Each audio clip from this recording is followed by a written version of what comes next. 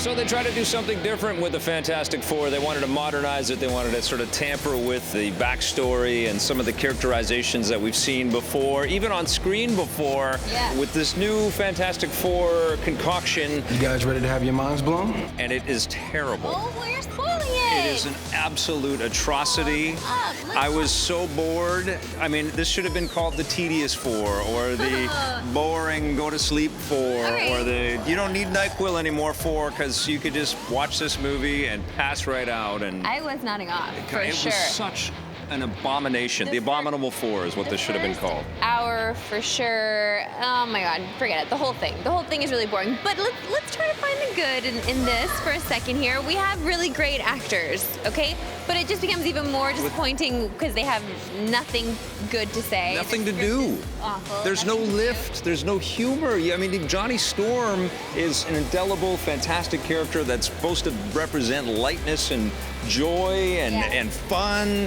And Chris Evans was terrific, was great. I couldn't help but think of him in the previous Fantastic Four movies. He was a good Johnny Storm, you know, and this Michael B. Jordan guy, we know he's fantastic, but he has no lines, no love, nothing to do, and it's all of them. They're all so boring and dry, and it was like a terrible science class, this thing. When I grow up, I want to be the first person to teleport himself. Even if you could build it, I've already built it.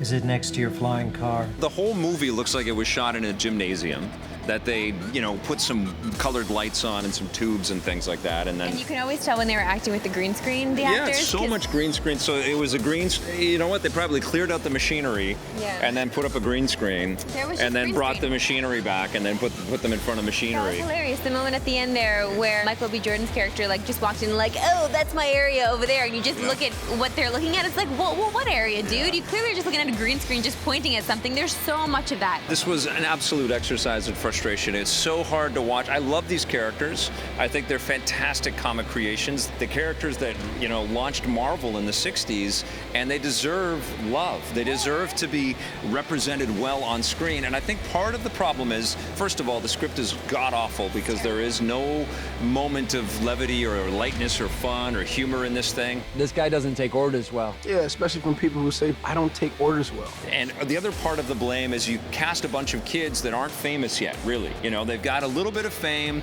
People are starting to know their names. They're percolating a little bit. Okay, sure. Kate Mara. I mean, this is the biggest thing she's ever done, though, for sure. Yeah, they're not Robert Downey Jr., not Christian Bale. You know, like, you need people that are going to carry the weight of the responsibility of these roles. But also challenge the script writers, challenge the people behind it. We're going to sort of feel, you know, like we are along for the ride with these people that we kind of trust and respect. And I felt like the original cast, kind of terrible earlier Fantastic Four movies. Like Jessica Alba. Yeah, they did a better job at sort of being the characters and creating a little bit of hope and faith that they're going to do something pretty decent with those characters. None of these actors really do that. They're it's the actors working with a really tepid, lame script and you know, like no real destinations that these heroes get to be heroic in. Horrible. 1 out of 10 for me. Oh my God. What are you giving it? Giving it 2. EP's movie coverage is brought to you by Nintendo, makers of Splatoon for the Wii U.